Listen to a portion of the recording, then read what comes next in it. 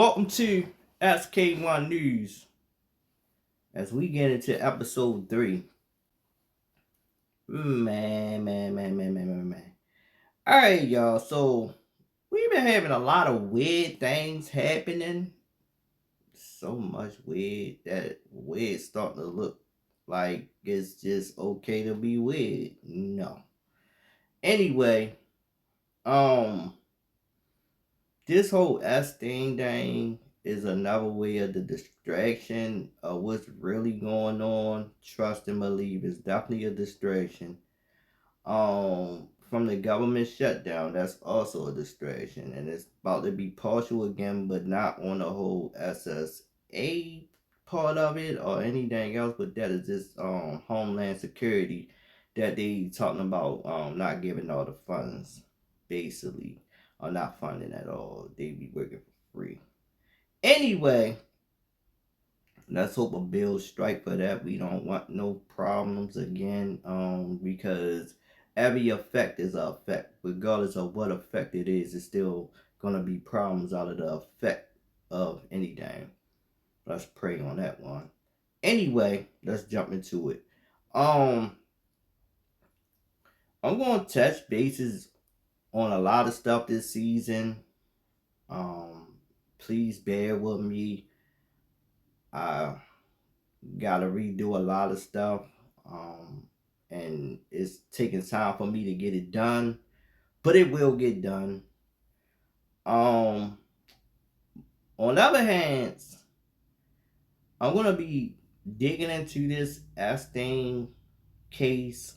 Matter of fact, I'm gonna pull them files up and see, what's really in them daggone files. Yes, I'm going, gonna dissect it. Yes, I am. I really don't have too much of that, but yeah.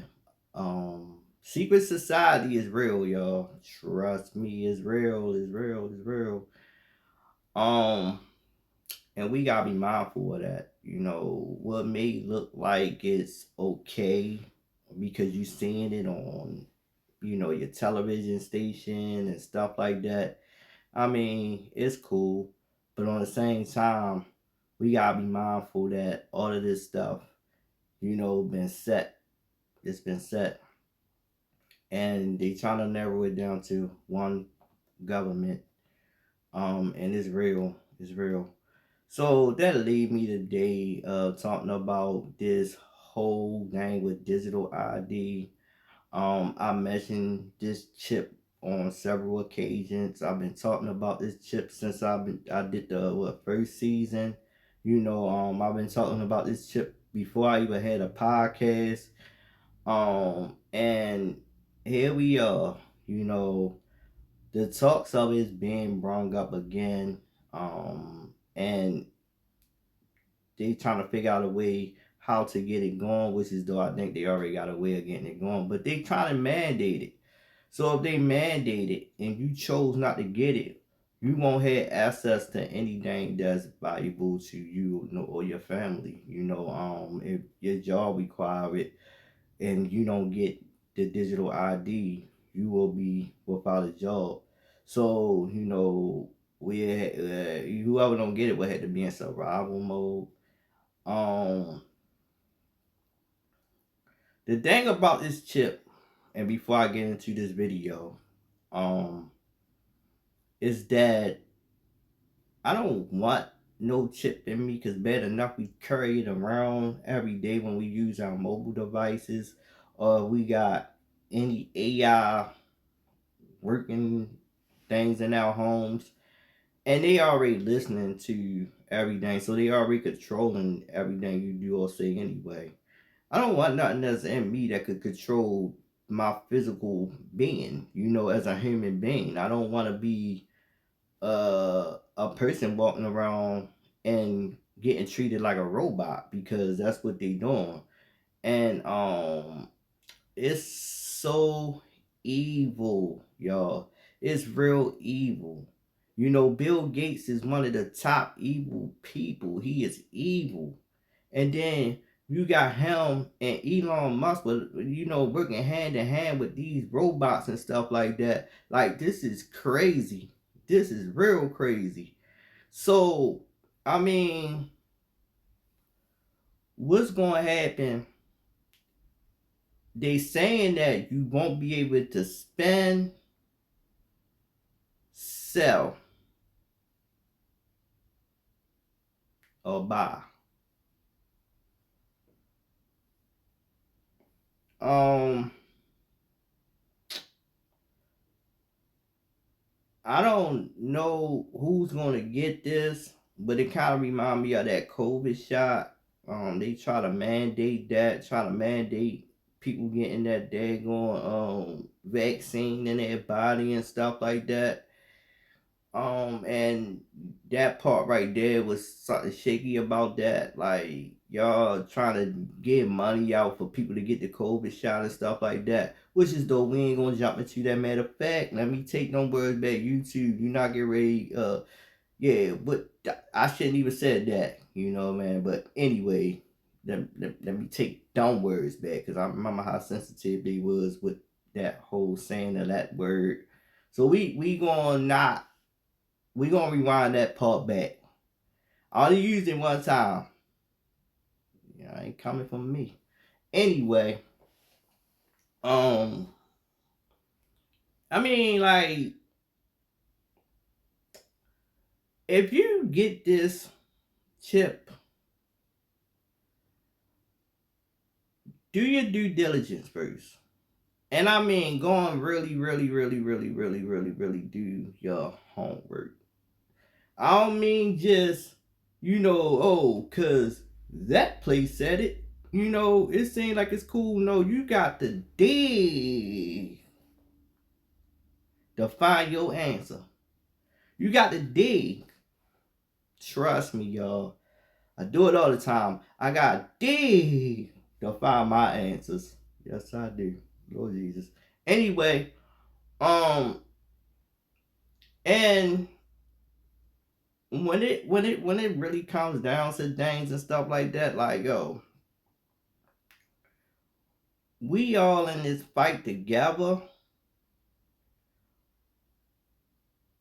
And when people don't know what's going on, they're gonna look at this like, oh, that sounds good. Digital ID. Oh wow, let me get this digital ID in me. Let me, get this whole thing with the digital ID and stuff. And then you looking like, all right, well, that seems cool. I won't have to worry about carrying my, identification around no more. I won't have to worry about using my debit card or a credit card or anything like that no more.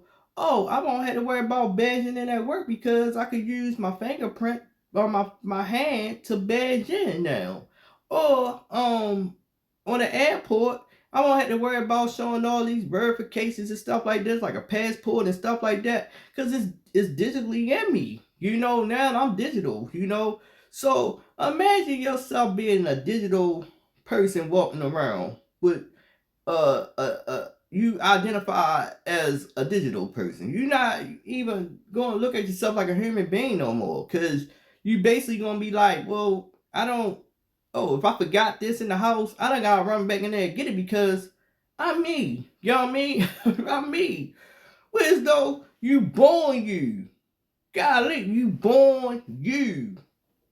So it don't make sense to allow them to put that in you, because guess what? They gonna have control. They gonna have control. You know how many computers and phones and tablets that's been built by Bill Gates. Anyway, Bill Gates already, with Windows already, when you using Windows, you gotta use a McAfee, you gotta use a Norton, you gotta use all of these daggone security programs to not get a bug. Whatever kind of virus you get to it, or whoever trying to hack into it or whatever they want to do with it, they gonna do it. You know, because hey, he does that so you could go and buy these security security measures. Yeah, I can't get my words out right now, but y'all know what I mean. But on the same time, we not looking for them to put that in us, because now if you get a chip in you, how often does that thing have to be updated? Like your mobile phone. How many times a year you gonna have to get this thing? Is it alright? So if it's permanent, how many times you gonna have to update it? Because you're gonna start to feel like a daggone robot. And if they put a chip in you, guess what, y'all? Guess what that chip is? A chip is a chip. They could track you down at any given moment. You became a product of them. Let me say this again. You became a product of them. I ain't getting no chip in me. And they not gonna get me to get no chip in me. I die. I die. Y'all ain't putting no chip in me. I stole. I'm trying to tell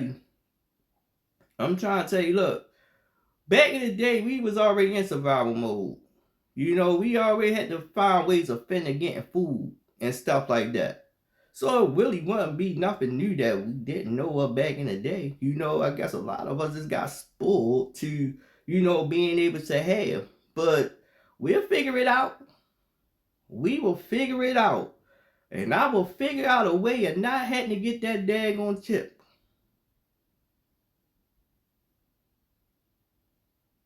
People are already living off the grid any daggone way. They done gave their apartment up. Some of them living in their daggone cars and stuff like that. People like, look, the rent too high, this too high. I'd rather go somewhere and just chill. You know, hey, I ain't gotta worry about this bill, that bill, and I can still survive. There's a lot of people doing that. There's a lot of people doing that, living off the grid. Living off the grid. So I'm gonna get into this video real quick. I don't want to go over. Sold as a revolution in convenience, one login for every government service, immediate bank verification, and no need for multiple passwords.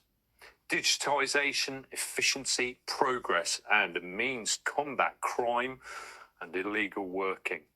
Yet, as many of us are aware, the real story is that the same system that promises frictionless access also holds the power to silently lock you out from your job, your bank account, travel, and even healthcare.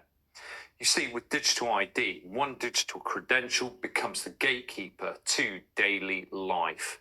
The technocrats want you to believe that it's an opt-in, a yes-no choice to download and participate with their app and its interface, as per Keir Starmer's recent announcement, which unsurprisingly sparked enormous outcry.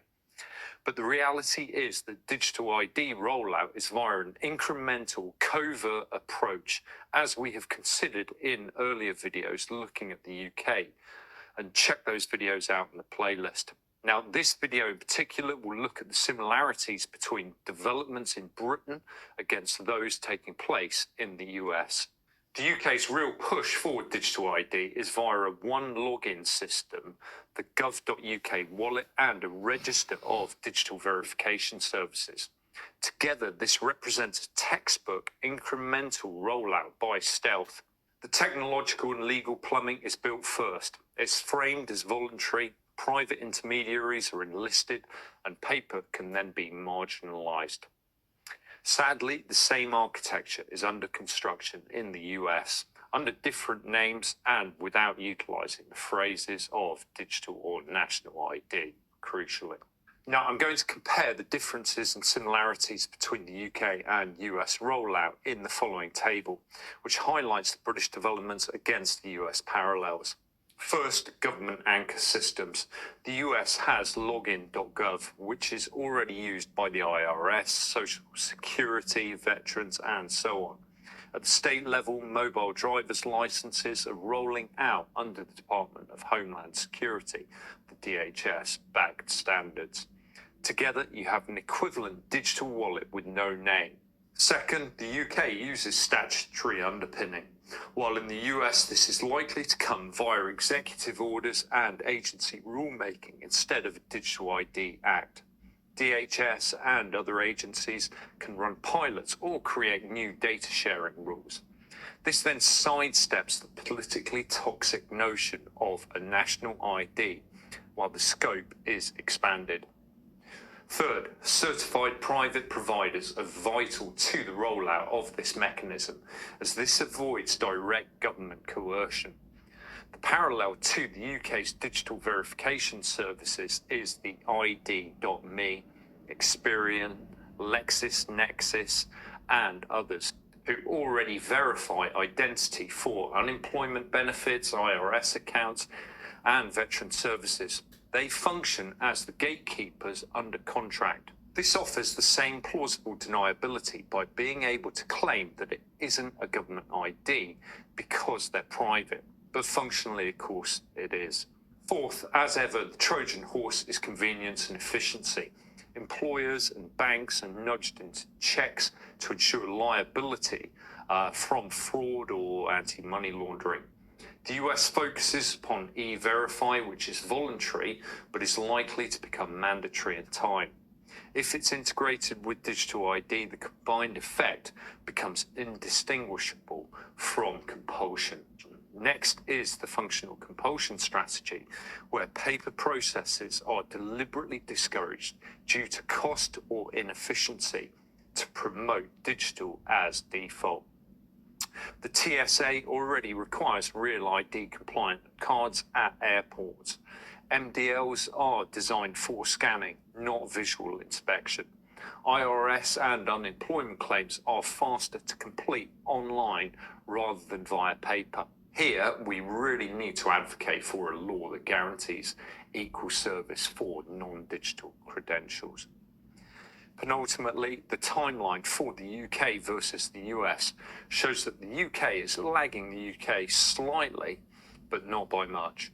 I suspect the end of Parliament is truly being planned in the UK as key target date.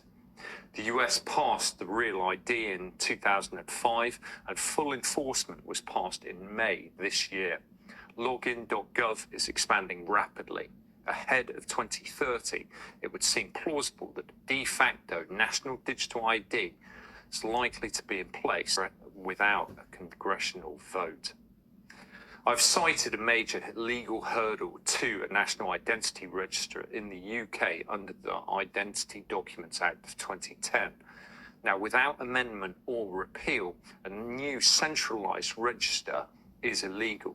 In the US, there is no equivalent legal statute that I can find, but there is the Fourth Amendment and the prospect of privacy challenges. Now, this is what makes their workaround of a distributed system using private corporations and state credentials so insidiously clever.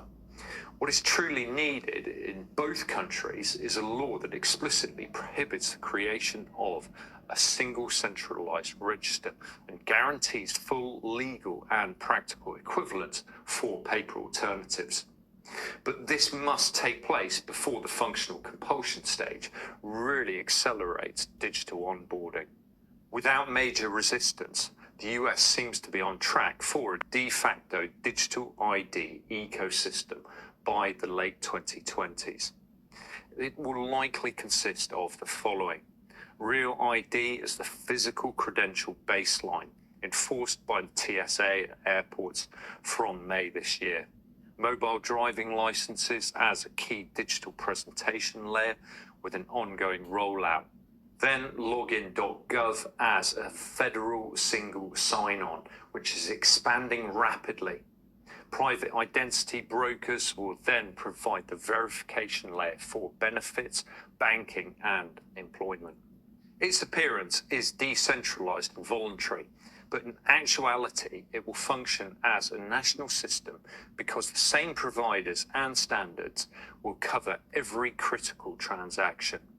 Slower, costlier, paper-based alternatives will be marginalized or even rejected by employers and service providers in time.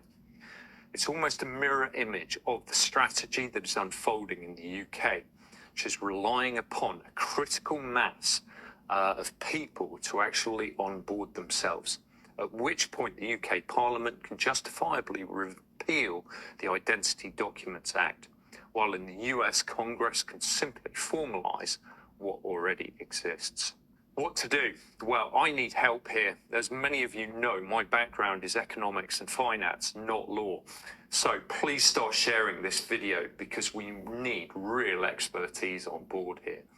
And while I have little faith in politics, it seems what is desperately needed is 1, a flat ban on federal digital ID.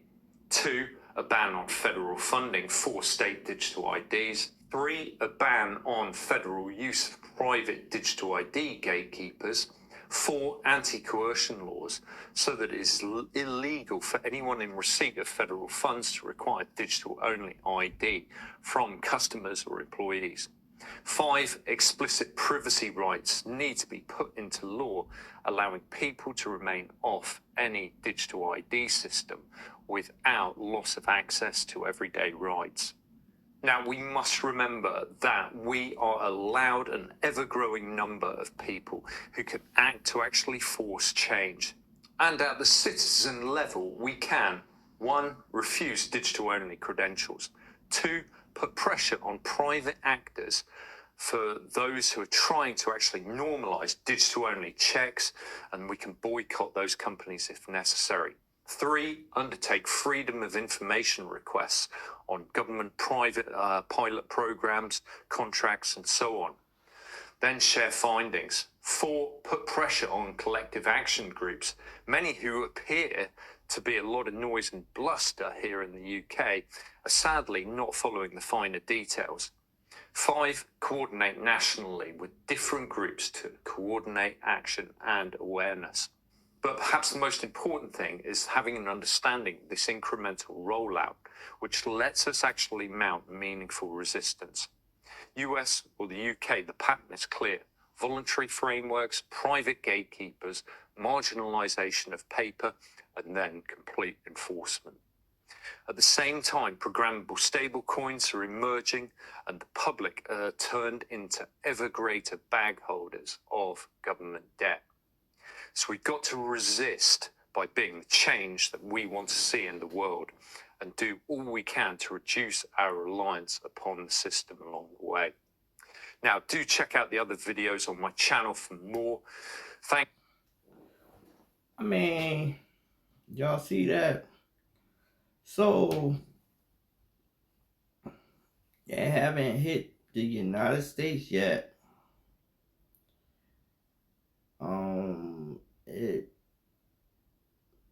It may hit somewhere within these times we are in now. It could come in 2030, because them fools, they really trying to find out ways of, getting us. And we can't let them do it. We can't, but we gonna let them do it because a lot of people just accepting anything. Anyway, I'll be back.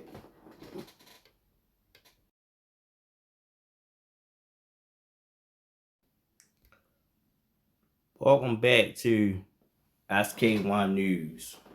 Oh boy. So,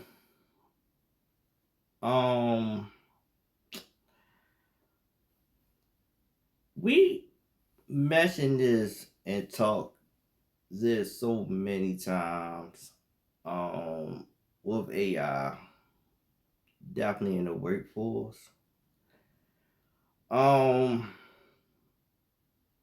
And they really pushing for these robots. Like basically most jobs are using them right now. But I still say this though. You still gonna need a human being to like handle some things, because what if them robots just malfunctioning or something like that? Like something might be wrong with the robot. Don't you need a human there to like back up whatever the robot just might just, I don't know, do something. It's just like being at self checkout. The self checkout machines aren't always as the best. You need a human being to come to do what they do to get it going. I mean, it gotta make sense somewhere, don't it? So I'm only saying this to say that what are y'all doing? Like, one minute we got worried about a chip, then the next minute robots. Then y'all trying to put chips in us like y'all gonna control us like y'all control the robots?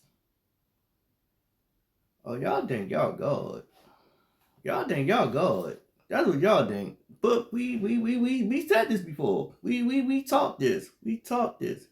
But it's starting to really show. It's one thing when you speak of it, when you read of it, when you hear of it, and it's another thing when it starts to show. They really doing it. What's wrong with these people?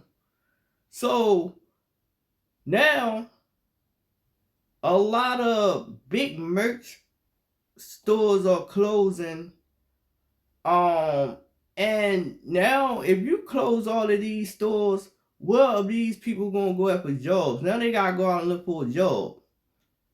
Unemployment only gonna cut what they gonna cut. So now you shutting down where as though they make their bread and butter. And I know everybody gonna try to say, well, if the president, well, how about if all the presidents would have stepped up and did whatever they were supposed to do? No, this your local city too, your state. They need to be pushing jobs out and making it better for people to get jobs. Boy, the job market it may be up, so they say, but at the same time, just because you see the numbers of that don't mean people getting hired. Let's start speaking these numbers that we see on these news media sites. They don't tell you everything. They don't tell you the truth. It's people out here that need jobs and still looking for jobs. There are some of us that could get jobs because, hey, back in the day, you had to know somebody to get a job to get you in. And it may still work like that. I don't know. I haven't had to look for a job in a long while, but still, it's people that's struggling to get a job, that wants a job, that want to get out here and really work, but they making it tough for them. They want them to go out there and do some criminal stuff so they can keep them in the daggone system. That is crazy. That is real crazy right there. So I hear everybody when they say, oh, well, the job market is up. There's a lot of jobs out there. It shouldn't be hard for nobody to get a job. How you going to say that when you're not the person that's looking for a job? Talk to them. Don't just look at the daggone media world and just hear them out. Oh yeah, the job market, the job market. No. You can't do that. Because there's some people that went to college for a certain career and they not even doing the job that they went to college for, because why the job not hiring them? Then there's some people that get fired from their daggone jobs, and if you make with so much money, a job that pay less ain't going to even try to hire you because they going to say, oh, you made a lot of money at your last job, or your position was this, that at your last job, so you're not going to hire me? You see what I'm saying? So it's a world of mess, and they try to make it seem like, oh yeah, this is going good, this is going, why, to win the next fucking election? To win the next election? That's what y'all doing? This is where we at?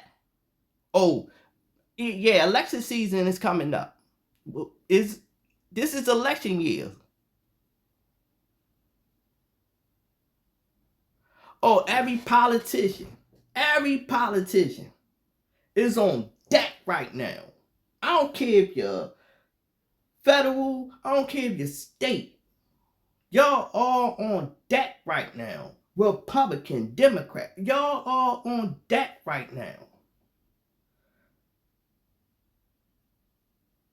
Why people out here struggling every day to try to get to where they trying to get to. People out here trying to make money, y'all, but they can't.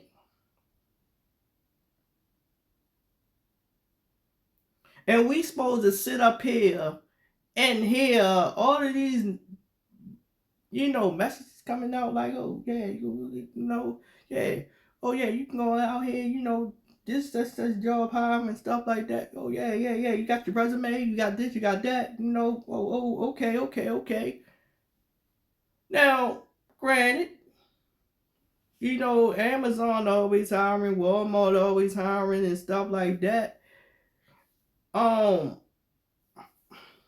not making an excuse for somebody that don't have a job, because there are jobs that's out there that may hire you. I'm not going to say they're going to, but you got to want to get it too.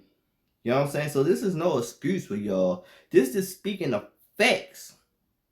That everybody is not going to be hired by a job.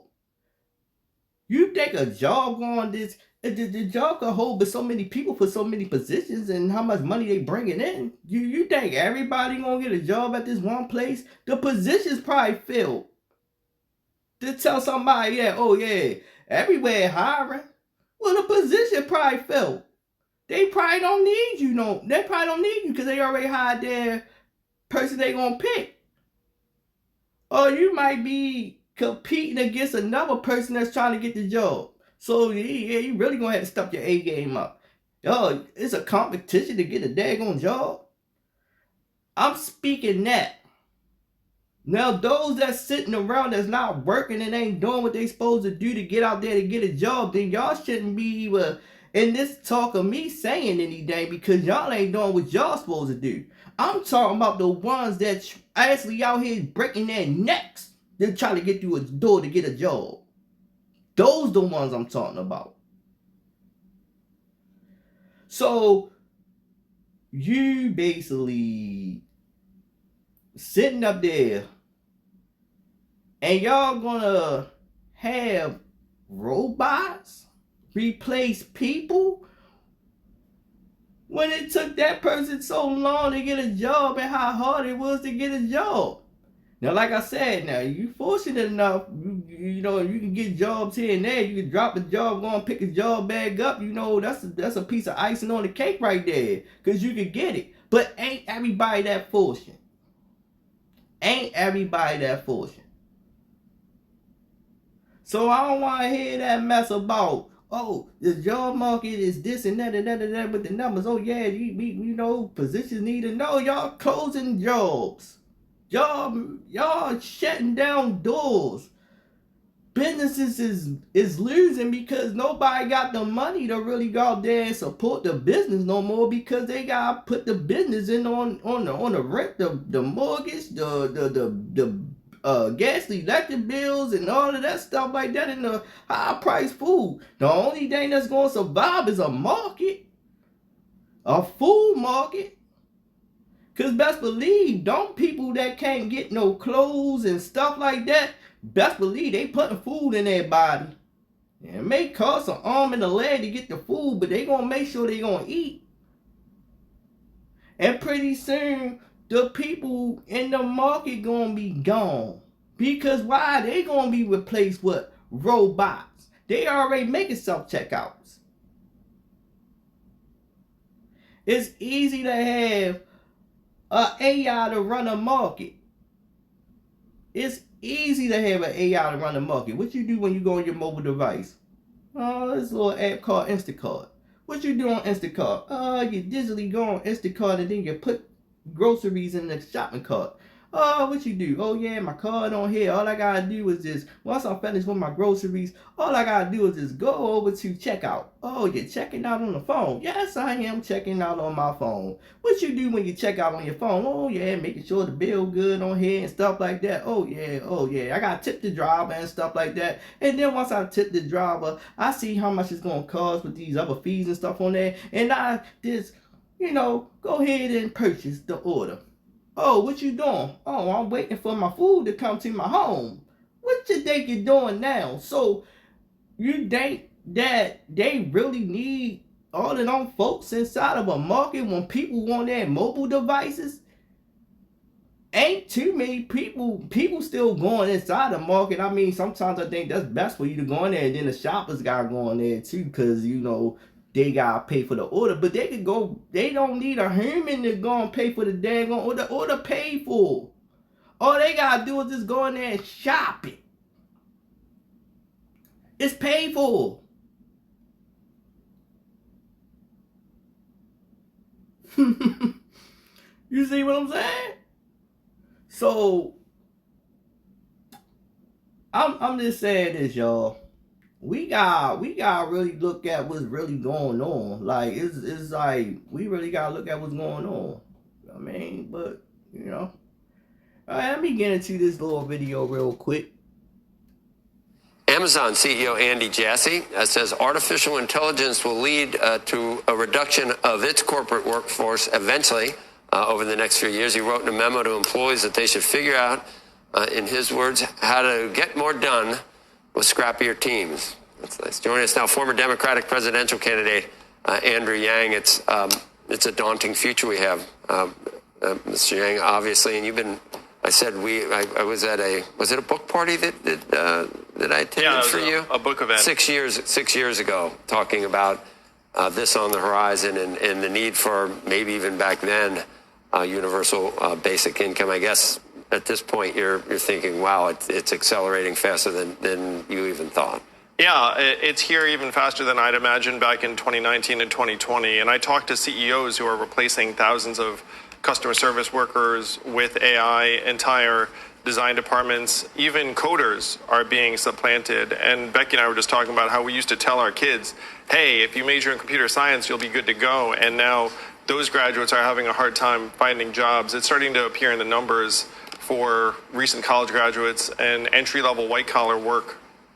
If you're a science fiction believer, I was going to ask you whether the whole Luddite chorus that we've heard for 150 years, that it's never actually it's always been better technology long term. Maybe not always, but many times even more jobs are created from the technologies that's being displaced, whether it's internal combustion engines or whatever you want to look at. You would argue this time is different with AI, and then it's not. I mean, then if you, like I said, science fiction, not just displacing us from work, but maybe just displacing us altogether 100 years from now. Yeah, well, we have to take a lot of those science fiction style scenarios very seriously, Joe, in my opinion. And the most common job in 29 states is still being a truck driver. You have robot trucks just now hitting the highways. They'll be gone. Dario Amodei, the CEO of Anthropic, said, look, we're going to automate away a lot of the entry-level white-collar jobs. And he's right, because I talked to executives at these companies who are doing exactly what Andy Jassy is talking about on Amazon, looking around saying, hey, guys, instead of hiring a bunch of 22-year-olds, maybe we should have AI do that work. So I fear for the next generation, because all of the experience that maybe we got in our 20s and 30s, there might not be that kind of ladder available to them. Look, Andy Jassy said that he wants employees to kind of take advantage and learn how to use AI, learn how to do their jobs better, maybe make things easier. Maybe it takes care of some of the grunt level work you don't like doing, but it allows you to have more space and room to do things creatively. Should we be afraid of that? Well, what this means in real life, Becky, is you have a department of 6 people, let's say coders or designers, and then you end up eliminating 4 or 5 of them, and then there's one designer or coder empowered by AI. So there's going to be a beneficiary in the organization, but you're just not going to need as many people in that department, and that's going to play out over and over again. Pope had some interesting things, and he's getting involved. Last Pope was big on climate change. This might be important. And he says the worlds of science and politics need to immediately tackle this problem without allowing scientific progress to advance with arrogance, harming those who have to submit to power. And he's going to host a lot of people. But right now it's just breakneck. There's no governors on what's happening whatsoever. If you think about the incentives of the individual firm, it's just to go as fast as possible, because there's like a bit of an arms race in terms of compute. Literally. And the data and the model. Literally. And then they'll look up and say, our competitor is China, so I got to go. The question is, what happens to people? And I'm someone who, I'm not anti-progress, anti-innovation. I think all of that stuff is very positive, but you have to be clear-eyed about the impact on people, on organizations, on workers. And in my estimation, this 4th industrial revolution is the most dramatic thing that's happened to our society in history. AI might be the most radical breakthrough in human history, and so we have to think much bigger. That allows more spare time. That allows people to. We become so rich from AI that maybe you can do UBI, and not everyone has to work 5 days. You gave me a thumbs up. Is that the answer for you? To me, that is the answer. The question is, how do we get from point A to point B? Because right now, the beneficiaries of AI are going to be a small handful of firms, and then the average 22-year-old or truck driver or whatnot is going to be just looking around saying, where did my job go? And they're not going to be experiencing that kind of value. That, to me, is what government and politics are for. That's what got me into the Democratic race in 2020. Unfortunately, right now, our political class is very, very far away from these problems. And one of our goals should be to try and bring them together, the way the Pope's describing. All right, so what do you think of the, I don't know if you call it a rider, but the initiative that's trying to be pushed into the budget bill, the one big beautiful bill right now that has made it through the House version? We don't know what's going to happen with the Senate entirely because of the Byrd rules and others, but it's a move to say state attorney generals, other states have no way of setting any rules or guidelines or laws around AI, that it should be only allowed at a federal level. And by the way, there are backers, a lot of the big AI names that are backing and kind of lobbying for that. Oh, certainly if you're an AI company, the last thing you want is a hodgepodge of state rules that you then have to navigate or run afoul of. And a lot of these fronts, including social media, by the way, what you see is a federal hands-off approach, and then the states at some point step up and say, you know what, I don't love this treatment of customer data. They're trying to avoid that in AI. If you're going to have that, then you would need a buttoned-up, sensible approach from the federal government. Guidelines before you. Yes, exactly. But the incentives for the corporates will be, let us do whatever we want. And then even for the individual legislators, will be like, oh, do I want to mess with the AI guys? Not really. So you're going to end up with a Wild West approach. What do you hear? You say that you talk to CEOs who are talking about all the people they're getting rid of, jobs that they're replacing with AI. What do you say to them? What's your approach to say, hey, this may not be great in the long term? I say come clean. I say and by the way, Andy Jassy making those public statements, Dario Amodei making those public statements, they're signaling to us, guys, we are going to be getting rid of a lot of workers. We're going to get leaner and meaner. So please, if you are in government, do something about it, because their responsibility is not society-wide. Their responsibility is just to make their organization successful.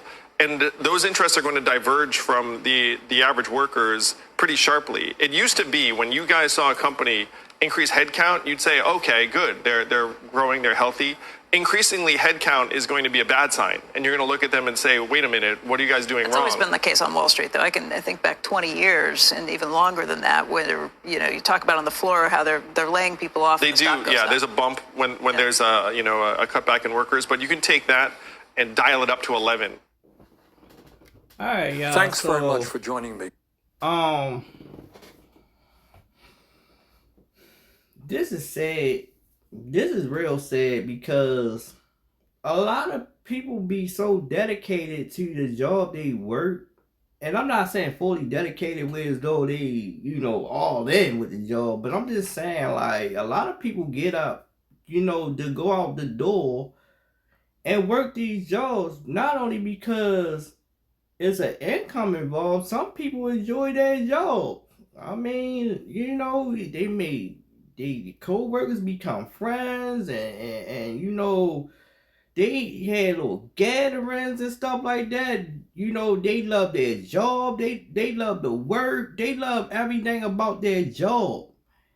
And these the people that really gotta deal with this mess, this nonsense. Like, they can lose their job because of what? A robot?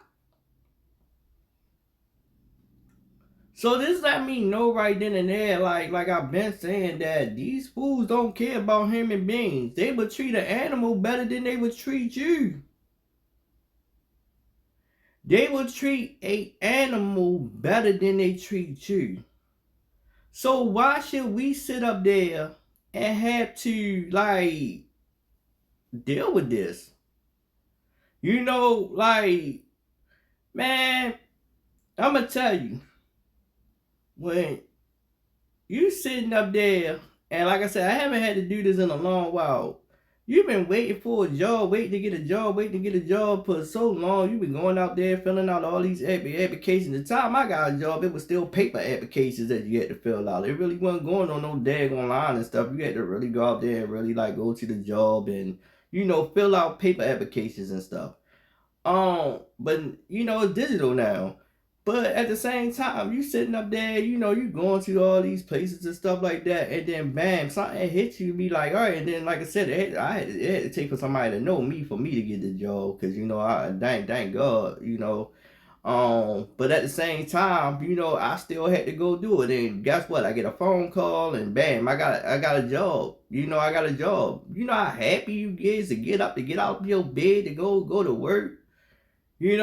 That's why I really don't try to complain about going to work, because look, it's a lot of people that's trying to get to where I'm trying to get at.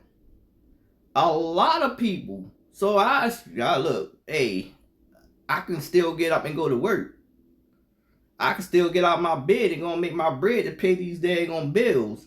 I had nothing to complain for. I don't care how bad my day at work go.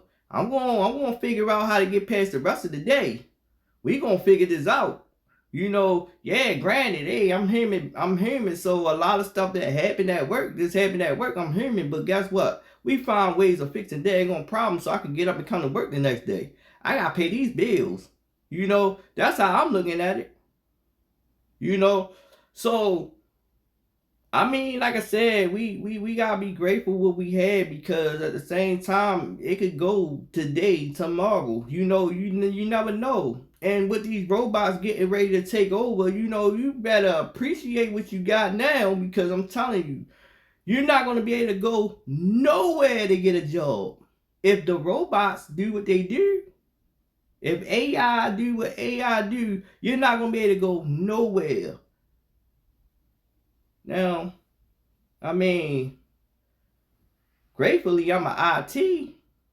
It'll be easy for an IT to find a job.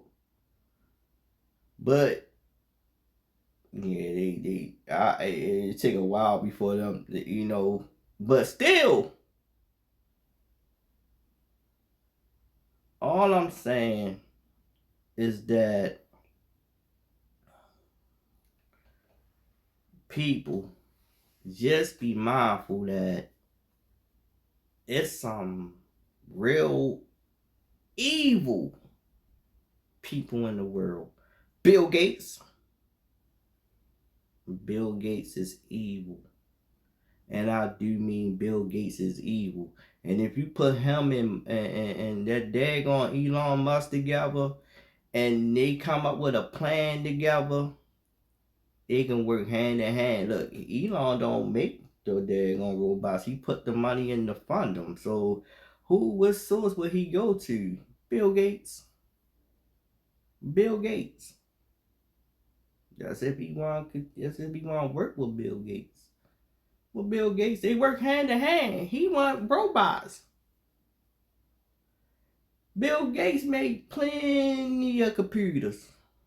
Microsoft is big. Microsoft, man, it's so much stock in Microsoft, man. I'm tired of telling you, that's why I said IT. You know, it's so much stock in Microsoft. And it's only gonna become more. It's only gonna become more. All I gotta say to each and every individual is to try to find ways of leveling up. And what I meant when I said about leveling up, please find ways of letting your money grow. Let your money grow. No need to buy items that they jacking the prices up on. For what? To say I got it? Wrong mindset. And I'm not saying to y'all that do it, you know, you do what you do is your money. But what I am saying, stop giving unnecessary money to unnecessary people that don't care about your pockets. Because guess who's getting wealthy? Not you. You think them tennis shoes you brought, you think that outfit you brought is benefiting you? What kind of value you getting in it? Yeah, you can resell it online, but then it's considered as used. So now you gotta sell it at used price value. You can't sell it at market value, not unless you still got the tag on it. But even still with that, you brought it. You brought it.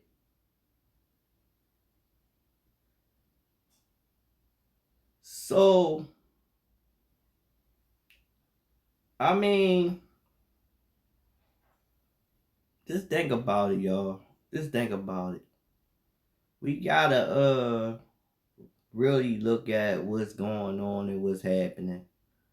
Because in today's world, can we afford to pay our rent?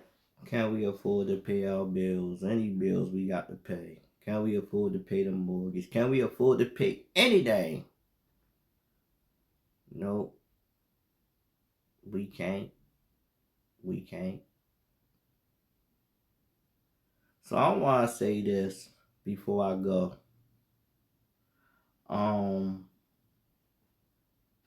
Pay more close attention to what's going on, because it's so much happening that we lose focus on to what's really going on. And let's pray for those who gotta go do anything that they shouldn't have to.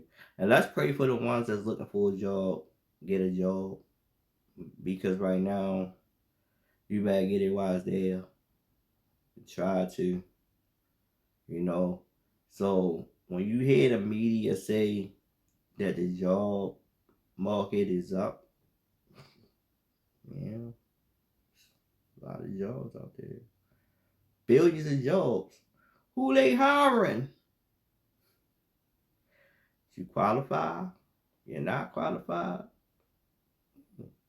You're not qualified. You could be qualified, or they just might not want to hire you. Anyway. And see, some managers do that because some people, if they go on there talking like they know what they talking about, then some of them managers get like intimidated of the person because they scared the person gonna come through and, you know what I'm saying, taking their job and stuff like that. So, you know, you gotta also watch that too. Like, and I'm just throwing that out there. I mean, you know, you got some some people out there that's really like shiesty like that. They real shiesty. They petty shiesty. You know, you can't have my job. You know, that kind of BS. But on that note, I'm getting ready to wrap this episode up. This here is episode 3. We already on season 7. Yes, K1 show is still on hold right now. I don't really have a date for it to come back out. There's a lot of stuff that's happening in the background that I gotta figure out what I'm gonna do with the show.